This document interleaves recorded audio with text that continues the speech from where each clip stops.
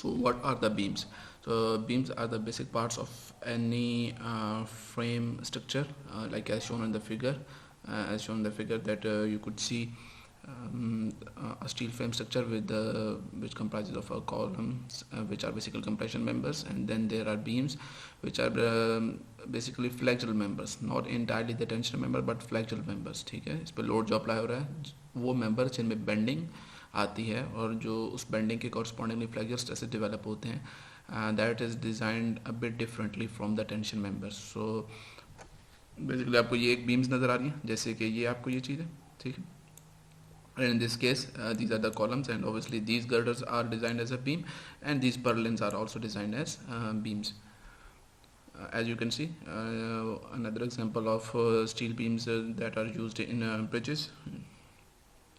These girders or these steel girders are basically the steel beams, and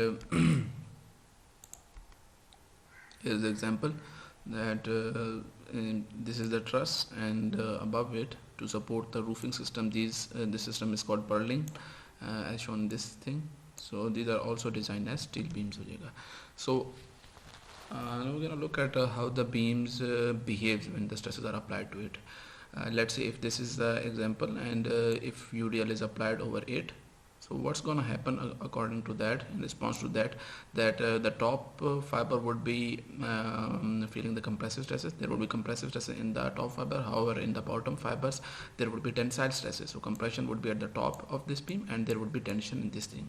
If I look at the cross section of this beam, so one can clearly see that there in the above the neutral axis, this is the neutral axis, and above the neutral axis there are compressive stresses develop. However, in the tensile stresses in the bottom region, there are tensile stresses below the neutral axis. Here C is the distance from the neutral axis to the bottommost fiber, and Y is the distance to the fiber that we are interested in finding out the stresses. Okay. This thing, how to find out the stresses, we're going to cover in detail in the coming few slides. So what is the basic difference between a truss and a beam? You need to understand that the truss members, the topic that we first covered were the tension members and the compression members. Basically, in the truss, in any truss system, all the members are either tension members or compressive members. They could be facing tensile forces, and in respect to that, those will be tensile members, and they could be facing experiencing compressive forces. So basically, in a truss, any member that is, let's say if I make a simple truss like here, just a simple example of it. So these members, all of these members, like this is the first member, this is the second member, this is the third member, all of these would be either in tension or compression, and in respect to that, those members would be tension members or compression member. They won't be behaving like a beam. So in a truss, all the members are axially force members, where they could be experiencing tensile forces or they could be experiencing compressive forces. So this is the basic difference between axial stresses. In a truss member, all the members are axially stressed, either tensile or compressive. However, in a beam, the beam is experiencing tensile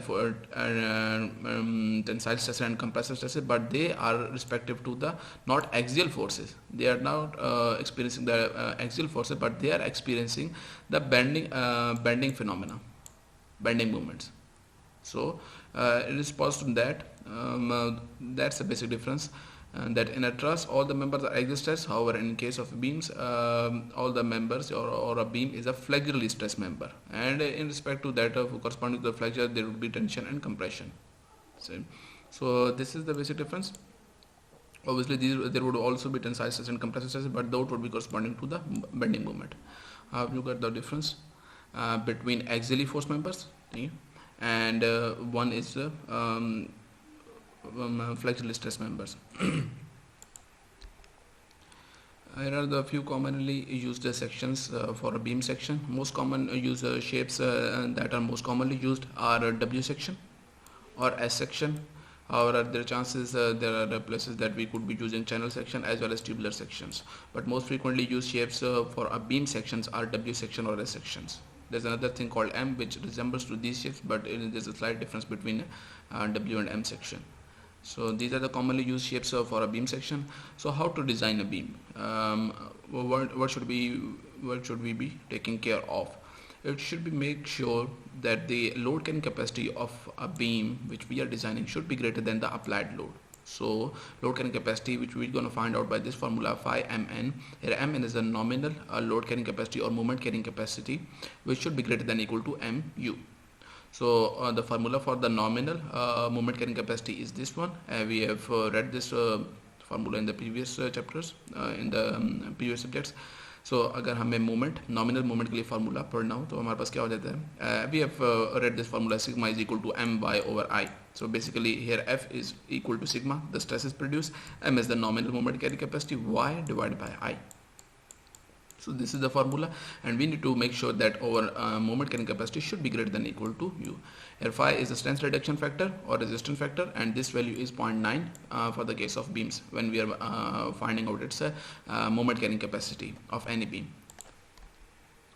So this is the basically phenomena that when a beam is loaded, जब हम beam पे load apply करते हैं तो उसकी वजह से क्या होगा कि obviously the reactions कुछ प्रोड्यूस होंगे. If I cut a cross section from here, so it would behave like this कि reaction एक इस तरफ आ जाएगा, एक upward, उसकी वजह से force आ रही है. Corresponding to that, when I cut a section, there would be shear force and there would be moment.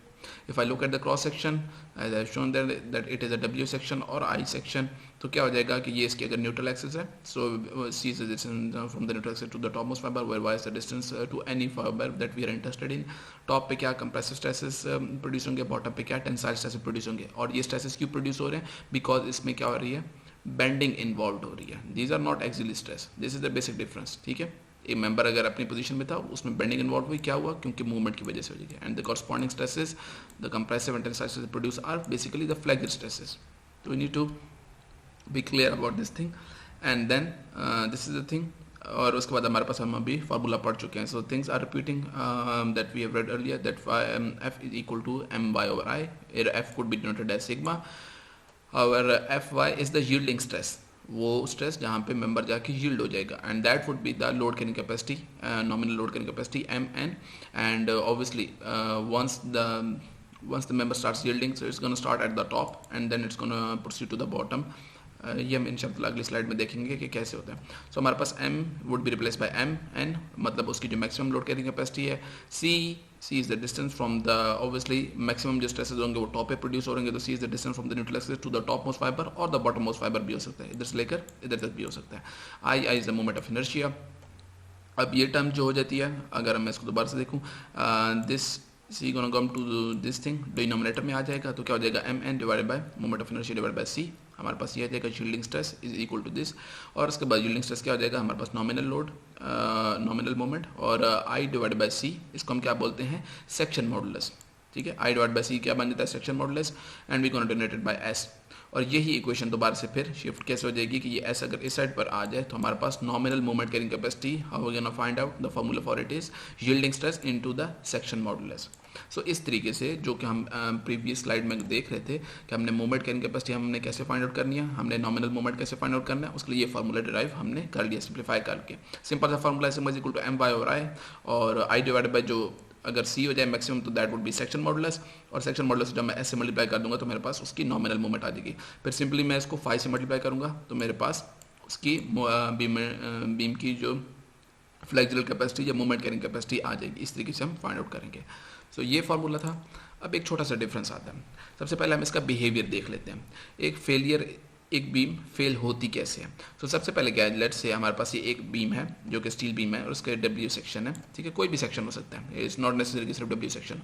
हम अगर उस पर लोड अप्लाई करें तो क्या हो जाएगा, कॉरस्पॉन्डिंगली उसके मूवमेंट्स, ऑब्वियसली इधर अगर सिंपली सपोर्टेड है तो मैक्सिमम मूवमेंट सेंटर पर आएगा. अगर इसकी मूवमेंट डायग्राम कुछ ऐसे बनेगी, BMD बनेगी. ठीक हो गया. और इसमें कॉरस्पॉन्डिंगली अभी स्ट्रेस मैं कह देता हूँ, लेट्स से अभी इससे कॉरस्पॉन्डिंग स्ट्रेस आएंगे. अब क्या हुआ कि जब मैं लोड अप्लाई करता हूँ तो there would be 5 stages, 5 stages बनती हैं कि एक बीम फेल होती कैसे है. जब लेट्स से मैंने लोड अप्लाई किया तो क्या होगा, टॉप पे कंप्रेसिव स्ट्रेस प्रोड्यूस होंगे और बॉटम पे टेंसाइल स्ट्रेस प्रोड्यूस होंगे. तो मेरी जो स्ट्रेस डिस्ट्रीब्यूशन डायग्राम है, ये जो स्ट्रेस डिस्ट्रीब्यूशन डायग्राम है वो कैसे बनेगी कि टॉप पे कंप्रेसिव स्ट्रेस प्रोड्यूस हुआ और आहिस्ता आहिस्ता न्यूट्रल एक्सिस तक जीरो हो जाएंगे. ये मेरी लेट्स से न्यूट्रल एक्सिस है, this is the neutral axis. और फिर आहिस्ता आहिस्ता बॉटम पे क्या हो जाएंगे, टेंसाइल स्ट्रेस प्रोड्यूस हो जाएंगे. तो पहली स्टेज क्या है, पहली स्टेज ये है कि मैं जब लोड अप्लाई करता हूँ तो स्ट्रेसेस जो प्रोड्यूस हो रहे हैं those are less than yielding stresses. That means कि टॉप पे भी अभी यील्डिंग नहीं हुई और बॉटम पे भी यील्डिंग नहीं हुई. मतलब लोड अप्लाई कर रहा हूँ और अभी यील्डिंग स्ट्रेसेस प्रोड्यूस नहीं हुई हो टॉप पे, ठीक है। ये पहली स्टेज है, this is the first stage. The next stage is कि हमारे पास उसी तरीके से मैं लोड अप्लाई करता जा रहा हूँ, मैं लोड और बढ़ाता हूँ, तो मेरा क्या हो जाएगा कि टॉप पे कंप्रेसिव प्रोड्यूस है, बॉटम पे टेंसाइल ही प्रोड्यूस हो रहे हैं, बट अब जो स्ट्रेसेस प्रोड्यूस हो रहे हैं those are equal to the yielding stresses, ठीक है। That is the second stage. अभी तक बीम कैसे लीनियरली बिहेव कर रही है, स्ट्रेस डिस्ट्रीब्यूशन क्या है, लीनियर है, टॉप पे कंप्रेसिव आहिस्ता आहिस्ता प्रोड्यूस हो रहे हैं और टेंसाइल उतने ही होते जा रहे हैं, ठीक है। तो अब इसका मतलब क्या है कि टॉप वाले पोर्शन, ये अगर क्रॉस सेक्शन में देखो तो इस जगह पर टॉप मोस्ट फाइबर पे यील्डिंग हो चुकी है और बॉटम मोस्ट फाइबर पे यील्डिंग हो चुकी है। क्यों? क्योंकि जो स्ट्रेसेस प्रोड्यूस हो गए those are equal to yielding stresses, but अभी वेब में जो स्ट्रेसेस हैं those are less than yielding stresses, ठीक है।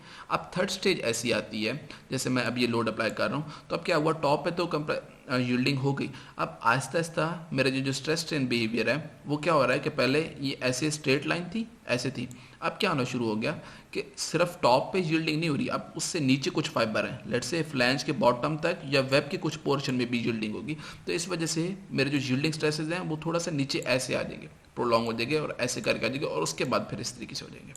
तो मतलब क्या हुआ कि जैसे यहाँ पे हाईलाइट हुआ पड़ा है, if I could show you by zooming in, तो आप देखें कि सिर्फ टॉप पे यील्डिंग नहीं हुई, बॉटम पे नहीं यील्डिंग हुई, बीच में भी कुछ पोर्शन में यील्डिंग हो गई, जो कि ये ब्लैक पोर्शन से शो किया गया है, ठीक है। So this is the third stage. Fourth stage क्या है कि फोर्थ स्टेज पे क्या होगा कि टॉप पे यील्डिंग स्ट्रेसेस प्रोड्यूस हो रहे हैं, बॉटम पे भी, और थ्रू आउट क्रॉस सेक्शन पूरे वेब में भी यील्डिंग स्ट्रेसेस प्रोड्यूस हो गया, दैट मीन्स पूरा वेब भी यील्ड कर गया है, ठीक है। This is the fourth stage. Load बढ़ाते जा रहे हैं और हमारे पास ये इस तरीके से फिनोमेना होता जा रहा है, and the moment we cross this stage, अब जबकि पूरी यील्डिंग हो चुकी, अब इससे ज़रा से भी जैसी लोड अप्लाई करेंगे तो इसके बाद क्या हो जाएगा, this central portion would start behaving like a hinge, plastic hinge, मतलब क्या हो जाएगा कि ये फ्री टू रोटेट हो जाएगा, ये ऐसे कोलैप्स हो जाएगी, ये पोर्शन ऐसे हो जाएगा, ये ऐसे कोलैप्स हो जाएगा, this is the failure stage, ठीक हो गया। सो इस तरीके से बिहेव करता है ये फेलियर मैकेनिज्म है कि पहले क्या करो, लोड अप्लाई होता है, टॉप पे कुछ स्ट्रेसेस प्रोड्यूस होते हैं बट वो स्ट्रेसेस यील्डिंग से कम होते हैं। दूसरी स्टेज क्या आ जाती है कि टॉप पे भी स्ट्रेसेस वो कितने यील्डिंग के बराबर आ गया, बॉटम पे भी यील्डिंग के बराबर आ जाएगा, this is called yielding stage. Third stage क्या है कि अभी ऑब्वियसली सिर्फ टॉप का यील्ड हुआ है, बॉटम में यील्ड हुआ है, बट इस जगह पर वेब अभी भी लोड कुछ सपोर्ट करेगा, ठीक है, तो अभी इसमें यील्डिंग नहीं हुई। फिर क्या होता है कि वो जो यील्डिंग स्ट्रेसेस होते हैं वो डिस्ट्रीब्यूट होना शुरू हो जाते हैं टॉप से लेकर इधर मिड तक, नीचे से ऊपर की तरफ प्रोसीड करना शुरू हो जाते हैं। At the fourth stage, this is the stage कि जहाँ पे yielding stresses throughout from top to bottom produce हो चुके हैं, and the moment we cross this stage, उसके बाद क्या हो जाएगा, प्लास्टिक हिंज या प्लास्टिक मैकेनिज्म प्रोड्यूस होना शुरू हो जाता है, सही हो गया जी। तो ये इस तरीके से फेलियर इसका बिहेवियर है। हम नॉर्मली क्या कंसिडर करते हैं, हम ये कंसिडर करते हैं कि द मोमेंट टॉप पे यील्ड कर गया, बॉटम पे यील्ड कर गया, तो that is considered a failure mechanism, but उसकी लोड कैरिंग कैपेसिटी किसी भी बीम की उससे ज़्यादा होती है, मतलब वो अभी भी इतना लोड अभी भी बर्दाश्त कर सकता है, सही है। So this is how a hinge behaves, as example है इसकी, प्राइम एग्जांपल है कि जैसे आप डोर्स के जो होती है हिंज जॉइंट होती है वो इस तरीके से ओपन होता है कि लेट से ये एक अगर है तो क्या हो जाएगा, लेट से ये बीम थी, if I can do show you, this was the beam.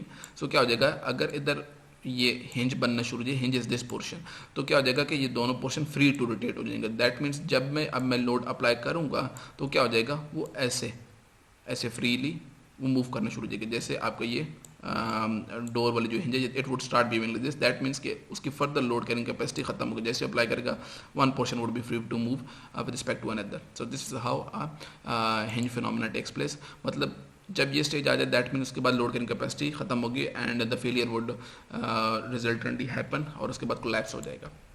So this is the practical example of a plastic hinge. ये आप प्लास्टिक हिंज देखें अगर, तो कुछ इसके प्रैक्टिकल एग्जांपल ये हैं कि अगर आप इसके ऊपर फर्दर लोड अप्लाई करेंगे दैट मीन्स कि ये पोर्शन लेट्स से अगर इसके ऊपर मैं यूँ इस तरह करके लोड अप्लाई करूँ that mean this portion is behaving like a hinge, उसकी वजह से क्या होगा कि ये फ्रीली ये नीचे की तरफ मूव हो जाएगा, ठीक है। So it would start behaving like, another example is this thing कि जब टॉप से लेकर बॉटम तक अगर शील्डिंग हो गई तो क्या हो जाएगा, दिस पोर्शन और this portion would start behaving like a hinge, that means ये portion easily with respect to is move आना शुरू हो जाएगा। So this is how a hinge behaviour takes place हो जाएगा और this is called plastic failure mechanism. अच्छा, अब एक चीज़ है कि हम जो अभी सेक्शन मॉडुलस पढ़ चुके हैं, so what is the difference between elastic movement and plastic movement, ठीक है भाई, कितना लोड बर्दाश्त कर सकता है, ठीक है। कोई भी एक बीम है तो what is it moment carrying capacity, हमें कैसे पता चलेगा? तो हम उसके लिए क्या करते हैं कि लेट्स से अभी मैं प्लास्टिक के फिनोमेना में नहीं गया, मैं कहता हूँ कि अभी सिर्फ F is equal to F Y, ठीक है। सो अगर मैं दोबारा से दिखा सकूँ, सो ये एक स्टेज है, दिस इज द स्टेज कि जब सिर्फ ये सेकंड स्टेज है जिसमें सिर्फ अभी टॉप पे यील्डिंग हुई और बॉटम पे यील्डिंग हुई और उसके बाद स्ट्रेस डिस्ट्रीब्यूशन ऐसे लीनियरली हो रही है।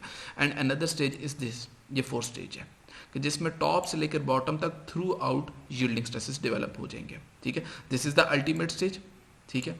एक ये हो सकती है कि लोड कैरिंग कैपेसिटी, अच्छा एक डिफरेंस ये है कि F is equal to F Y और ये यील्डिंग स्ट्रेस हो जाएगा, दैट मीन्स इधर लोड कैरिंग कैपेसिटी कुछ होगी, कुछ मूवमेंट बर्दाश्त कर होगा, that is M N, and obviously load carrying capacity कुछ इधर होगी प्लास्टिक की एम पी, ठीक है। सो अब क्या कह सकते हैं, मैं इसको अगर एम वाई से डोनेट कर दूँ, लेट्स से अगर इधर यील्डिंग हो चुकी है, ठीक है। सो ये ऑब्जर्व किया गया है जब एक्सपेरिमेंट परफॉर्म किया गया, तो plastic movement capacity is greater than this capacity by 20 to 30% depending upon the shape of the beam, ठीक है। 20 to 30% इससे ज़्यादा होती है load, in some cases it is 10 to 20%, कोई बुक्स इसको 10 to 20% कहते हैं कि plastic movement capacity is greater than yielding movement capacity by 10 to 20%, that's say 10 to 20% है, ठीक है। It for I beams and for rectangular sections इसकी capacity 50% भी ज़्यादा हो सकती है। इट ऑल डिपेंड्स कि आप कौन सी बीम यूज़ कर रहे हो, ठीक है जी। अच्छा अगर हम देखें कि एट यील्डिंग हमारे पास स्ट्रेस डिस्ट्रीब्यूशन डायग्राम क्या थी कि सिर्फ टॉप पे यील्डिंग स्ट्रेसेस थे, बॉटम पे यील्डिंग स्ट्रेसेस थे और वो कुछ ऐसे लीनियरली वेरी कर रहे थे, ठीक हो जाएगा। So this was the compression region, अगर सेंट्रोइडल एक्सिस ऊपर देखूं, and this was the tensile region, ठीक है। और ऑब्वियसली अब ये मेरा पास है एक रीजन, इसका सेंटर ऑब्वियसली ये एक ट्रायंगुलर शेप है, तो इसका सेंट्रॉइड कहाँ पे एक्ट कर रहा होगा? If this is a triangular section, ये ऐसे ट्रायंगुलर सेक्शन है, तो इसका सेंट्रॉइड कहाँ पे लाई कर रहा होगा? It would be lying from 1/3 फ्रॉम दिस रीजन, फ्रॉम द जो बड़ी वाली साइड है उससे 1/3 पे लाई कर रहा होगा, और ये रीजन हो जाएगा 2/3। सिमिलरली इसका जो नेट रिजल्टेंट ऐड कर रहा होगा, ये नीचे वाले ट्राइंगल का, इस वाले ट्राइंगल का क्या ऐड कर रहा होगा? It would be acting from 1/3 of this thing, मतलब ये जो टोटल डेप्थ है इसके 1/3 से इधर से ऐड कर रहा होगा और बाकी ऊपर वाला रीजन हो जाएगा 2/3 हो जाएगा, ठीक है जी। तो अगर मैं कहता हूँ कि इसका सेंटर, इसका रिजल्टेंट कंप्रेशन का इधर ऐसे ऐड कर रहा है, टेंशन का ऐसे ऐड कर रहा है, अब ये किसके बराबर हो जाएगा? Would be equal to area of this triangle multiply by width, ठीक है। टोटल कंप्रेसिव फोर्स कितनी होगी? वुड बी क्या हो जाएगा कि इस ट्राइंगल का एरिया मल्टीप्लाई बाय विड्थ, जितनी बीम की विड्थ है। तो अब इस एरिया का ट्राइंगल क्या है? इस ट्राइंगल का एरिया कितना हो जाएगा? इट वुड बी, अगर ट्राइंगल है तो क्या हो जाएगा? हाफ, ठीक है। इसकी विड्थ कितनी है?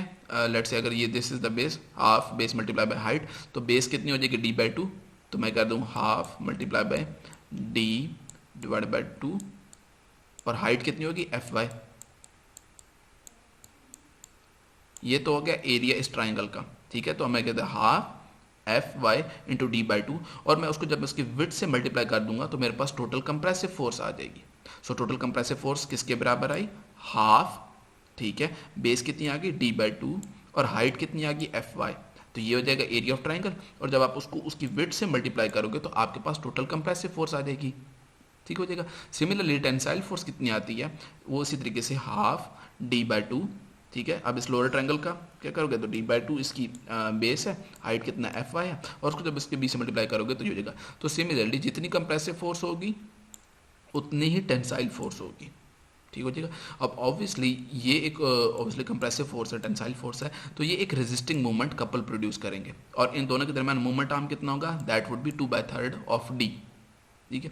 ये होपफुली आपको पीआरसी में बड़ी डिटेल में समझाया होगा, अगर आप पढ़ रहे हैं अभी पीआरसी तो आपको क्लियर हुआ होगा, बट ये हम शायद पहले भी कर चुके हैं कि ऑब्वियसली इन दोनों के दरमियान मोमेंट आर्म कितना हो जाएगा? 2/3 ऑफ d।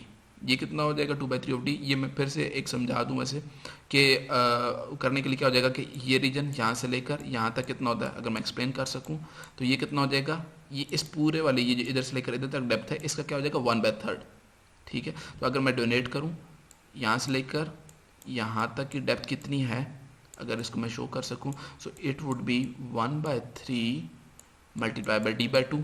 ये टोटल डेप्थ कितनी है? 1/3 बाय d/2।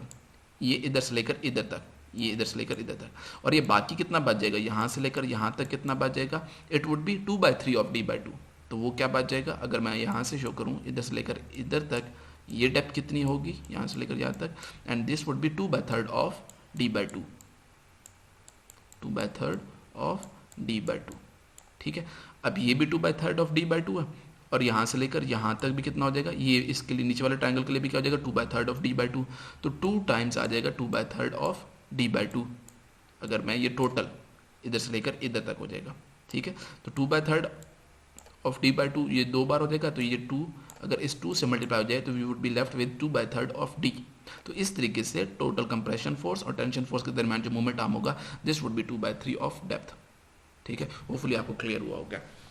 सो अगर मैंने इसकी movement carrying capacity find out करनी है तो किसी एक फोर्स, बेशक कंप्रेसिव फोर्स कर लो, बेशक टेंसाइल फोर्स कर लो, दोनों का जो भी मैग्नीट्यूड बन रहा है दैट इज द सेम। ठीक है, तो फोर्स इनटू मूवमेंट आर्म, यहाँ से लेकर यहाँ तक इनका मूवमेंट आर्म कितना है, तो फोर्स कितनी है Fy BD डिवाइड बाई 4, वो कैसे आ जाएगा Fy B इंटू डी, 2 2 4 हो जाएगा, और उसको मूवमेंट आर्म से मल्टीप्लाई कर दिया 2/3 ऑफ डेप्थ। तो मेरे पास यील्डिंग मूवमेंट कैरिंग कैपेसिटी कितनी है, that is Fy into BD² divide by 6। क्या था, यील्डिंग मूवमेंट कैरिंग कैपेसिटी कितनी आ गई, Fy into BD² divide by 6। सही है, अब समझने की बात यह है कि हम पहले एक फार्मूला डिराइव कर चुके थे प्रीवियसली, जो हम पिछली स्लाइड में अगर मैं आपको वापस ले जाऊँ तो हमारा क्या फार्मूला था कि मूवमेंट कैरिंग कैपेसिटी किसके बराबर आती है, ये है नॉमिनल मूवमेंट कैरिंग कैपेसिटी। ठीक है, अब नॉमिनल मूवमेंट कैरिंग कैपेसिटी कितनी हो सकती है, it could be either equal to My, yielding movement carrying capacity के बराबर भी हो सकती है, and it could either become equal to MP, plastic movement carrying capacity. Yielding कब हो जाएगी, जब सिर्फ टॉप पे यील्डिंग हो रही है और बॉटम पे यील्डिंग हो रही है, तब My लेंगे, और अगर Mn किसके बराबर हो जाए, M प्लास्टिक के, तो कब हो जाएगा, जब वो फोर्थ स्टेज पे पहुंचेंगे। अब अगर इनिशियली मैं देखूं, अगर मुझे My चाहिए तो मैं क्या करूंगा, Fy इंटू एस। ठीक हो गया, तो मेरे पास ये फार्मूला आया। अगर मैं ये देखूं for yielding carrying capacity formula क्या हो जाएगा, Fy इंटू एस। ठीक है, मुझे जब चाहिए कि यील्डिंग मूवमेंट कैरिंग कैपेसिटी क्या है। अब इसमें क्या चीज़ है, Fy तो ये आ गया, इसमें S किसके बराबर आ जाएगा, S बाकी जो पोर्शन बच गया है ये इधर से लेकर ये इधर तक। ठीक है, this would B BD² divide by 6, that is S। ठीक हो जाएगा, तो S क्या चीज़ है, इसमें मैं आपको दोबारा से इलास्टिक सेक्शन मॉडुलस, हम अभी तक इसको पढ़ते आ रहे थे सिर्फ सेक्शन मॉडुलस, बट ये क्या है, elastic section modulus. Elastic section modulus का मतलब ये है कि स्ट्रेस इज डायरेक्टली, मतलब हमारे पास जब तक लीनियरली बिहेव कर रहा है that is elastic section modulus, मतलब वो शेप अपनी रिकवर कर जाएगा। क्लियर हो गया, ठीक है। अच्छा, अब आ जाती है कि जब हमारे पास फोर्थ स्टेज थी कि टॉप पे भी यील्डिंग होगी, बॉटम पे, और थ्रू आउट मेंबर में यील्डिंग होगी, तो अब स्ट्रेस डिस्ट्रीब्यूशन डायग्राम कुछ ऐसे बन जाएगी, ट्रायंगल नहीं बनेंगे, बस रेक्टेंगल, एक टॉप पे रेक्टेंगल, एक बॉटम पे रेक्टेंगल। ठीक है, अब इसके लिए क्या करेंगे कि हमारे पास क्या आ जाएगी कि टॉप पे कंप्रेसिव फोर्स हमने फाइंड करनी है, तो फिर उसी तरीके से कि इस रेक्टेंगल का एरिया हो जाएगा, इधर ट्रायंगल का एरिया था, इधर रेक्टेंगल का एरिया, और मल्टीप्लाई बाय विड्थ कर देंगे, तो रेक्टेंगल का एरिया कितना हो जाएगा, देन अगेन इसकी तो सिंपल क्या हो जाएगा, ये इसकी डेप्थ हो जाएगी, और इसकी मैं अगर Fy से मल्टीप्लाई कर दूंगा तो Fy into d/2, Fy into d/2 ये इस रेक्टेंगल का एरिया, और उसको इसकी विड्थ से मल्टीप्लाई करोगे तो आपके पास टॉप कंप्रेसिव फोर्स का मैग्नीट्यूड आ जाएगा। सिमिलरली अगर बॉटम फोर्स का मैग्नीट्यूड आ जाएगा तो बॉटम फोर्स का मैग्नीट्यूड कैसे निकालोगे, उसी तरीके से ये d/2 इंटू Fy, ये इस रेक्टेंगल का एरिया आएगा, उसको मल्टीप्लाई बाय b कर दोगे तो आपके पास टेंसाइल फोर्स आ जाएगा, या टेंशन फोर्स का मैग्नीट्यूड आ जाएगा। अब ये ऐड कहाँ पे करेंगे, इधर तो क्या था, इधर तो ये 1/3 वाला चक्कर था, बट इस रेक्टेंगल में सिंपल है कि ये d/2 है, इस d/2 के बिल्कुल सेंटर पे ऐड कर रही हो जाएगी, तो क्या हो जाएगा, यहाँ से लेकर यहाँ तक डिस्टेंस क्या हो जाएगा, 1/2 ऑफ d/2, 1/2 ऑफ d/2 आधे पे ऐड कर रहा होगा। तो अगर 1/2 d/2 यहाँ से लेकर यहाँ तक है, और इसी तरीके से 1/2 d/2 यहाँ से लेकर यहाँ तक है, तो फिर क्या हो जाएगा 2 टाइम्स, ठीक है, और 1/2 d/2 हो जाएगा, 1/2 d/2 ये, 1/2 d/2 ये, तो 2 टाइम्स 1/2 d/2 हो जाएगा, ये 2 2 से कट जाएगा, तो आपके पास सिंपली डिस्टेंस क्या बच जाएगा, अगर ये कट जाए 2 और 2 तो आपके पास डिस्टेंस बच जाएगा सिंपली d/2। तो फिर क्या करोगे, उसी तरीके से अब प्लास्टिक मूवमेंट कैरिंग कैपेसिटी अगर हो जाए तो वो किसके बराबर आ जाएगी, आइदर टेंसाइल फोर्स या कंप्रेसिव फोर्स, कुछ भी यूज़ कर सकते हो। ठीक है, तो दोनों का मैग्नीट्यूड क्या है, F into BD divide by 2, और उसको मूवमेंट आर्म से मल्टीप्लाई करोगे तो आपके पास प्लास्टिक मूवमेंट कैरिंग कैपेसिटी का फार्मूला क्या हो जाएगा, Fy into BD² divide by 4। ठीक है, so this is the thing कि हमारे पास ऐसे ऐड करेगा, तो अब इसमें Fy ये आ जाएगा, और इधर क्या आ जाएगा BD² बाई 6। अब दोनों में डिफरेंस क्या है, यील्डिंग मूवमेंट कैरिंग कैपेसिटी हमने यूज़ कर रहे हैं ये BD² डिवाइड बाई 6, और इधर क्या यूज़ कर रहे हैं BD² डिवाइड बाई 4। इधर इसको बोला है बी डी स्क्वायर बाई 6 को हमने बोल दिया डिनोट किया है एस से, और इधर इसको डोनेट कर दिया, इस फैक्टर को जो जिस लेकर इधर उसको हमने जेड से डोनेट कर दिया, ठीक है।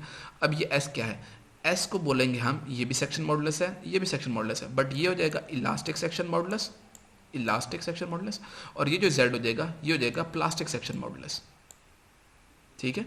ये हो जाएगा इलास्टिक सेक्शन मॉडुलस और ये प्लास्टिक सेक्शन मॉडुलस। तो अगर आपने इलास्टिक मूवमेंट की कैपेसिटी फाइंड करनी होगी तो आप क्या करोगे, एफ वाई को इलास्टिक सेक्शन मॉडुलस से मल्टीप्लाई कर दोगे ई से, और अगर आपने प्लास्टिक सेक्शन मॉडुलस आपने फाइंड आउट करना होगा तो आप क्या करोगे, यील्डिंग स्ट्रेस को फाइंड आउट कर मल्टीप्लाई कर दोगे, यील्डिंग स्ट्रेंथ को किससे मल्टीप्लाई कर दोगे, जेड से, which is the plastic section modulus, ठीक है। So this is the thing, elastic movement carry capacity and plastic movement carry capacity. Elastic में हम ये कंसिडर कर रहे हैं कि अगर टॉप पे और बॉटम पे यील्डिंग होगी, दैट मीन्स इफ अगर हम इसको कंसिडर कर लें फेलियर स्टेज, तो this is the elastic movement carry capacity. और प्लास्टिक मूवमेंट कैरी कैपेसिटी उससे थोड़ी ज़्यादा होती है, उसमें हम वेट करते हैं कि वेब में भी यील्डिंग हो जाए, ठीक है। सो प्लास्टिक मूवमेंट कैरी कैपेसिटी को हम एम पी से शो करेंगे और उसके लिए हम क्या करेंगे, उसको जेड से मल्टीप्लाई कर देंगे। अब एक और टर्म आ जाती है शेप फैक्टर। शेप फैक्टर क्या होता है, it is the plastic ratio of plastic section modulus two the elastic section modulus के। अगर रेशियो फाइंड कर लें plastic section modulus Z divide by S, तो हमारे पास ये शेप फैक्टर आ जाता है किसी भी बीम का। क्लियर है जी। So this is the thing, ये हमारे पास फार्मूला थे कि अगर M Y that is yielding movement capacity into S, और ये हो जाएगा। अब अगर एस देख लें तो एस किसके बराबर था, ठीक है, एस वुड बी चेंजिंग। अब सिर्फ तो अभी ऑब्वियसली हमारे पास बीम ऐसी थी तो उसके हिसाब से हमारा बन रहा था B D square divide by 6। ये अगर दिखा सकूँ मैं तो ये क्या है, B D square divide by 6 हो जाएगा, सही है। तो हमारे पास अगर मैं इसको ये अब ये B D square divide by 6 बन क्या रहा है, अगर इसको देखा जाए थोड़ा सा गौर से देखा जाए तो B D square is equal to, हम पहले भी पढ़ चुके हैं कि इलास्टिक सेक्शन मॉडुलस क्या होता है, आई डिवाइड बाई सी, ठीक है, आई डिवाइडेड बाई सी। जैसे अगर मैं एक रेक्टेंगुलर बीम कंसिडर करूं, ठीक है, तो ये क्या हो जाएगा, एस किसके बराबर था, फार्मूला क्या था, अगर एस का फार्मूला हमने अभी देखा बी डी, ठीक है, ये रेक्टेंगुलर बीम की खाली बात करूं, but it would be changing for different beams, B D divide by 6, ठीक है। तो आप सिंपली क्या करो, आप इसको इससे भी फाइंड कर सकते हो, मोमेंट ऑफ इनर्शिया कितना होता है, moment of inertia is B H cube divide by 12, ये बी डी क्यूब। अगर इस बीम का moment of inertia about X find करना चाह रहे हो तो क्या हो जाएगा, इट वुड बी, अगर मैं इसका फार्मूला लिख सकूं तो क्या हो जाएगा, B D cube divide by 12, ठीक है, ये आ जाएगा।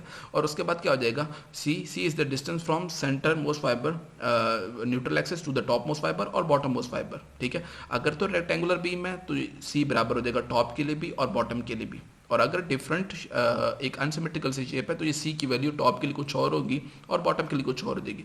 तो आप इसके लिए क्या करोगे, ये आ जाएगा सी किसके बराबर हो जाएगा, ये इसका हाफ हो जाएगा, डी का हाफ हो जाएगा, तो डी बाई 2। अब इसकी कटिंग करोगे तो फार्मूला वही बन जाएगा, B D square divide by 6, जैसे कि प्रीवियसली ये हम देख चुके हैं, B D square divide by 6 हो जाएगा। तो ये हो जाएगा हमारे पास। तो आपने फाइंड करना हो अगर इलास्टिक सेक्शन मॉडुलस तो आप सिंपली इस फार्मूला से फाइंड आउट करोगे, ठीक है। आप मोमेंट ऑफ इनर्शिया और उसको डिवाइड बाय सी कर दोगे। इंटरेस्टेड हो अगर तो टॉप मोस्ट फाइबर में स्ट्रेसेस में यील्डिंग इन कैपेसिटी, तो अगर तो ऑब्वियसली मैं बता चुका हूँ रेक्टेंगुलर सेक्शन में क्या हो जाएगा कि सी ऑब्वियसली जितना टॉप के लिए होगा उतना ही बॉटम के लिए होगा। बट इन केस ऑफ अगर अनसिमेट्रिकल शेप है, जैसे ये एक टी शेप है, तो इसमें सी यहाँ से लेकर टॉप मोस्ट फाइबर के लिए ये डिस्टेंस हो जाएगा और बॉटम मोस्ट फाइबर के लिए ये हो जाएगा। हम कम वाली वैल्यू चूज करेंगे, कम से कम वो कितना उसका यील्डिंग मोमेंट कैरी कैपेसिटी है, ठीक है। तो इनमें से कम वाली वैल्यू चूज करेंगे कि सी ऑब्वियसली सेक्शन मॉडुलस हमें क्या चाहिए, हमें यील्डिंग मोमेंट कैरी कैपेसिटी चाहिए, ठीक है। तो कम से कम वो कितने पे जाके वो यील्ड हो जाएगा, ठीक है। तो उसको क्या करेंगे कि हम क्या करेंगे, यील्डिंग स्ट्रेस को एस से मल्टीप्लाई करेंगे, तो इनमें से कम वाली वैल्यू यूज करेंगे और कम वाली के लिए क्या हो जाएगा जिसमें सी की वैल्यू ज़्यादा हो। तो सी कहाँ ज़्यादा होगी, न्यूट्रल एक्सिस से टॉप पे ज़्यादा है या बॉटम पे ज़्यादा है। इंशाल्लाह ताला एक प्रॉब्लम करेंगे उसमें ये चीज़ आपको ज़्यादा क्लियर हो जाएगी कि सी कौन सी वैल्यू यूज़ करनी है फॉर अनसिमेट्रिकल सेक्शन, जैसे कि ये है। सिमेट्रिकल के लिए तो सेम ही रहेगा। ये तो आ गया भाई इलास्टिक सेक्शन मॉडुलस। बट अगर प्लास्टिक सेक्शन मॉडुलस फाइंड करना हो तो कैसे फाइंड आउट करेंगे, ठीक है। अब उसमें क्या था एफ वाई और इनटू जेड, ठीक है। अब z कैसे फाइंड आउट करना है, z के लिए एक उसने बड़ा सिंपल सा एक तरीका बता दिया है कि आप क्या करें, वो जो भी शेप है उसका हाफ एरिया, मतलब उसका हाफ एरिया कर लें और मल्टीप्लाई बाय ए कर दें।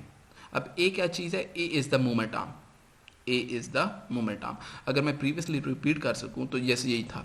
देखो ये क्या था, इसमें अगर फार्मूला देख सको तो वो ये था कि ये यील्डिंग स्ट्रेस, ये यील्डिंग स्ट्रेस हो जाएगा, और उसके बाद क्या था, ये हाफ एरिया, मतलब हमारे पास एरिया कितना बचा था, अगर मैं इसको देख सकूं, जो इस पूरे सेक्शन का एरिया क्या है, B into D, B into D ये एरिया था, और उसको डिवाइड बाई 2 कर दिया, तो ये हाफ एरिया हो जाएगा, इसको मैं ए बाई 2 कह दूं, और उसके बाद इन दोनों के दरमियान मोमेंट आर्म, ठीक है, इन दोनों के दरमियान मोमेंट आर्म कितना था, डी बाई 2, कंप्रेसिव फोर्स और टेंशन फोर्स के दरमियान। तो अगर प्लास्टिक मूवमेंट फाइंड करना तो क्या करना है, पहले उसका यील्डिंग स्ट्रेस, उसको उस सेक्शन के हाफ एरिया, मतलब उसका एरिया फाइंड कर लो, उसको हाफ कर दो, और इन दोनों के दरमियान जो मूवमेंट आर्म हो जाएगा उससे मल्टीप्लाई करोगे तो तुम्हारे पास प्लास्टिक मूवमेंट कैरिंग कैपेसिटी आ जाएगी। सो बेसिकली एस किसके, ये जेड किसके बराबर है, half area into D by 2। जैसे एस बराबर था किसके, अगर मैं दिखा सकूँ नेक्स्ट स्लाइड में, एस किसके बराबर है, S is moment of inertia divide by C, ठीक है, मोमेंट ऑफ इनर्शिया इसका फाइंड कर लो, उसको सी से डिवाइड कर दो। सिमिलरली जेड फाइंड करना है तो उसका हाफ एरिया, उसका मतलब एरिया फाइंड कर लो, उसको हाफ कर दो और डिवाइड बाय ए। अब ए क्या है, लेट से अगर ये टॉप पे कंप्रेसिव फोर्स है और बॉटम पे टेंसाइल फोर्स है तो उनके दरमियान जो मोमेंट आर्म है, ठीक है।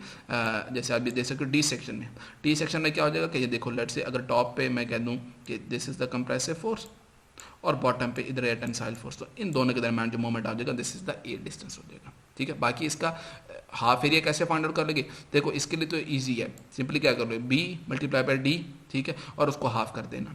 बट इसके लिए टी सेक्शन के लिए क्या करना पड़ेगा कि क्या करोगे, फ्लैंज का एरिया ऐड कर लो, ये फ्लैंज का एरिया हो जाएगा, इसका पहले फाइंड आउट कर लो, फिर उसके बाद ये वेब का एरिया फाइंड आउट कर लो, इन दोनों को ऐड कर देना, टोटल एरिया आ जाएगा, टोटल एरिया को हाफ कर देंगे, ठीक है। तो इस तरीके से एक एग्जाम्पल आ जाएगी, इंशाल्लाह ताला आपको उसमें चीज़ क्लियर हो जाएगी, ठीक है जी। अच्छा हम चलते हैं जी आगे, और ये this is the same thing कि सिंपली आपने प्लास्टिक मूवमेंट फाइंड करना है तो क्या करोगे, यील्डिंग, ठीक है, और उसके बाद क्या कर दोगे, उसको या तो कंप्रेसिव एरिया से मल्टीप्लाई कर दो या टेंसाइल एरिया, और वो ऑब्वियसली वो टोटल एरिया का हाफ हो जाएगा।